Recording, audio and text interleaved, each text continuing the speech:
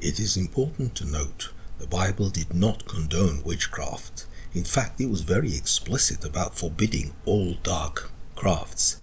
They were considered an abomination. It goes into some details.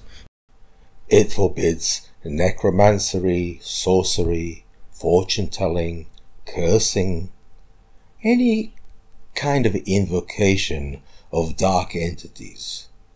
On the other hand, much of the biblical period was dominated by spellcasting and dealing with the occult.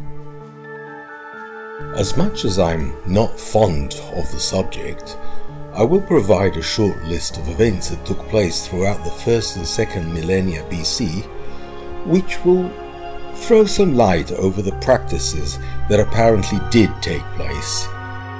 The first thing to note is that during the period described in Genesis, many of the local cities of Canaan were under Egyptian rule. Egyptian priests were masters of magic and incantations. We are witness to a magic contest that later took place in the book of Exodus between Aaron and Moses on one side and Pharaoh's wise men on the other. But I digress. Egypt ruled much of Canaan with sorcery.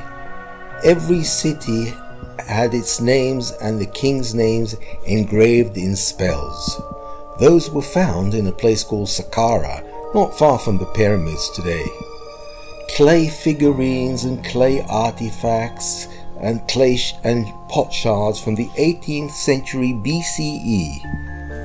They are referred by archaeologists today as the execration text. Nasty little things. In the execration text, for example, is the mention of Canaanite towns and awful things that will befall them if they didn't pay taxes on time, one of which is called Afula, which is still present today in the Jezreel Valley. An interesting thing about Afula is that it looks as though they didn't pay their taxes on time, because that place has been a little unfortunate throughout the years. Back to the Bible. The story of Balaam, the mighty diviner, covers 3 whole chapters in the book of Numbers. Balaam was a renowned magician of his days, like Merlin of sorts. He was summoned from afar to cast a spell on the children of Israel while they were still wandering in the desert, as they were approaching the kingdom of Moab. Now, a spell over an entire population of people is quite an extensive amount of work. One needs to be very versed in the dark arts. A mistake can backfire, and often inexperienced people stayed away from magic just in case a blunder was made. Now, I'm not going to go through the actual story of Balaam. It is a big story. It is suffice to say that once a spell was cast, it had to be written down, preferably on a metal piece of metal paper of sorts, like lead or silver. Such a spell was not found, but a counterspell was found. A counterspell is a priest's blessing. One was found in a tomb by Jerusalem, written on a silver scroll. It is dated from the 6th century BC, the time of King Hezekiah. The priest's blessing is carried out till this very day.